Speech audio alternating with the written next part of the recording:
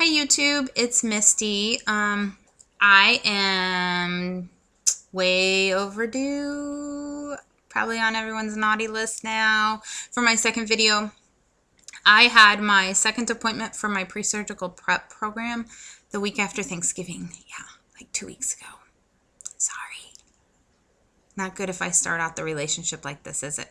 But anyway, please know that I'm in a crazy time right now. I'm in a master's program, and so getting back from vacation, having to catch up on everything, like all of a sudden they hit you with these last minute term papers, and then now I'm in finals week, and so I'm recording this video out of task avoidance. I don't want to take another final. I took one today, so 1 down, 3 to go, and yesterday I shampooed my carpets out of task avoidance. It's amazing the things you think to do during finals week. I'm not quite sure what's next. I've been decorating a little for Christmas. You can see the little tree there. Oh, and the garland. So, got a little bit of some Christmas cheer going on just out of pure finals week, good old task avoidance. So, anyway, I got to record this because then I'm going to get my nails done. Believe it or not, I'm an A student. I don't know how this happens, but I'm going to go get my nails done, so I got to leave in about 20 minutes.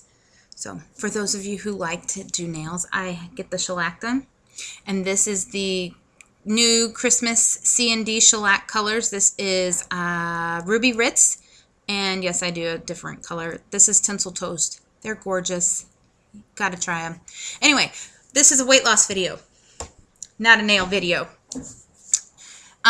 Anyway, so I am approximately 3 months pre-op for the vertical sleeve gastrectomy. Like I said, I had my second appointment 2 weeks ago.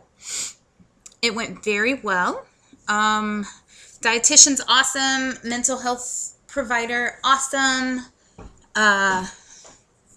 Surgeon, phenomenal. He used to be a mechanical engineer.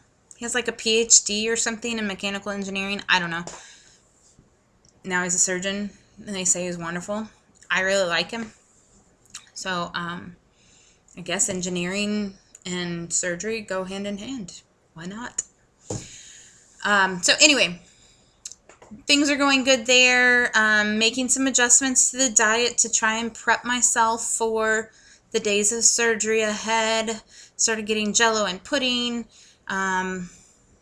Trying to do a lot of sugar-free stuff when I can. Trying to get on that track, because before this I was on a low-carb, high-fat, high-protein diet, and so that puts you in ketosis, and so you have to have the fats, the higher fats, because that is what is burned instead of carbs for your body. And so I was in that mindset, and now I've got to shift out of that, because those fats and stuff, when you shift out of it and you allow a few carbs in, they stay on the boudoir. So, been shifting from that mindset, and seems like my whole life is a diet mindset shift. I mean, you go from one to the next, one theory to the next. So, anyway, trying to practice eating protein first. That's easy some instances for me, and others not. So I'm trying to do that. And then I was challenged by my dietitian to try and go without drinking, try and, institute those rules of like 15, 20 minutes ahead and 30 minutes after, roughly. And yeah, failure. Haven't succeeded yet. I really need to buckle down on this, guys, because I want to have my mindset changed before surgery so that I'm not messing up with that, because I don't want to make myself sick. And I know I will inevitably, trial and error, things are going to happen. But honestly, the reason it's not really happening is because I forget. I forget that I shouldn't drink. I forget that it's not 30 minutes fast. I just don't think about it. I don't know what to do that. I think I'm going to have to start setting a timer on my phone and like scheduling stuff in, because then the little alarm will go off and I can do that. So I'm thinking of putting stuff into my calendar or setting alarms or stopwatch timers or something. That might help. So things like that I'm trying to do. I went to a support group meeting the beginning of November, like one of the first 2 weeks of November. They said I could go. They allow pre-surgical patients to go. Went there, and it was on mindful eating, meditation, stuff like that while you eat. Not my cup of tea. If you do that and it works for you, awesome. To each their own. I'm not so much a hummer while I eat. Not so much one to stop and look at my food, roll it around in my fingers, stick it in my mouth, and let it saturate my saliva. It's just not my thing. So anyway, that wasn't that very beneficial to me. But what was beneficial to me at the support group was the support group part of it. You know, you get to see these people come in that are like, hey, how are you? Oh my gosh, look at you kept your weight off, or you're looking really good, you've lost more weight, or look at your boob job, or whatever they're having. And I want that. Not necessarily the boob job. My husband probably wants that. But the support group side of it, that connection side, to know that there's people who understand what you're going through, what you've been through, or what you will be going through, and you've got a connection with them, and each month you get to see them, you know? I don't know. I kind of want that. So just for someone to know what it's like to be where I am. So anyway, that was really cool to see. There was a girl in the support group meeting that asked a question about, it's her first holiday season, having had this surgery, and she has to go to the in-laws for, you know, a holiday dinner, and she is not looking forward to the criticism. They don't know she's had the surgery. They think she's on a diet. That's kind of where I am with it too. They don't know about this. They're not going to know about this. They're very hypercritical, very jerky people. Mother-in-law and sister-in-law are. So they don't know about that. And this girl has the same kind of situation. So, you know, the mindful eating lady presenter was not able to help much, but the people in the group were. And I really liked that they were able to say, hey, look, we've been there. Here's what you do. And you don't have to stand for that. You don't have to tell them. You make sure you take a dish that you can eat. If they want to be critical of your dish or anything like that, you don't have to deal with that. You don't have to deal with them. Here's what you can say or whatever, you know. That's really cool to have. I went on, oh, you're going to hate me. You're really going to hate me, and I'm sorry. I went on vacation to Hawaii for 10 days over Thanksgiving. Yeah, my husband and I did, and it was awesome. It's our second year to go to Hawaii. We went last year for our 5-year anniversary, and we went over the summer. This year we went because the Army has stationed my little brother and his family in Hawaii, and then they deployed my little brother to Afghanistan. So his family was out there, his wife and son, and they're pregnant with another one. So we went out there and said, let's take one for the team. We'll go spend out, you know, Thanksgiving in Hawaii. Gosh, that's hard. We'll figure out a way to get through it. So we went there, but let me just say, for those of you out there, Hawaii is awesome. If you ever get a chance to go, go. It's beautiful. It is. Last year I made a comment to my husband that it was the first time I was able to actually embrace and see God's beauty that he created. We went on a doors-off helicopter tour last year over the hurricanes. Listen to me. No. Over the volcanoes and waterfalls on the Big Island.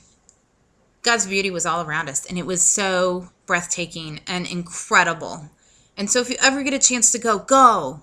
By all means, go. But I'm in that fat phase where, as excited as I was to go to Hawaii, I was equally not excited. You know, with travel as a larger person comes troubles and avoidance on the plane. Good old girl's got hips.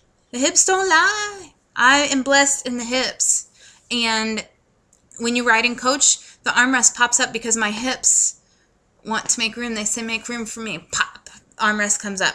If the person sitting next to me doesn't know me, if it's not my husband, That's embarrassing because they go to lean on the armrest, not realizing my hips are under there. And then when they let it off, it pops back up, and that's an awkward moment. It's like, hey, yeah, that's my fat. So, luckily, was able to ride up in first class, and that was awesome. And, but that was all out of avoidance, you know. So whenever my husband has promised me a mini vacation when I hit size 14-ish, so that we can go and I don't have to worry as much about the fatness getting in the way of enjoying vacation. And so I'm looking forward to something like that. We're not necessarily going to Hawaii. It's just a little mini vacay, maybe, I don't know where to. I told him I'd love to go back to Charleston, South Carolina, or Myrtle Beach, or whatever. We lived in North Carolina for 2 years, so even just going back there, something. I'm looking forward to that. So anyway, by the way, in Hawaii, didn't swim once. Went to the beach, went to the North Shore. Awesome waves because the winter waves are coming in. So some awesome pictures and things like that. But I did not put on the bathing suit because I have the philosophy that I wasn't doing it necessarily because I didn't want to. I was doing it to save everyone else. Because when you see this in all of its loveliness in a pink bathing suit, you could be traumatized. You can't unsee things. When you see my white legs and all my cellulite,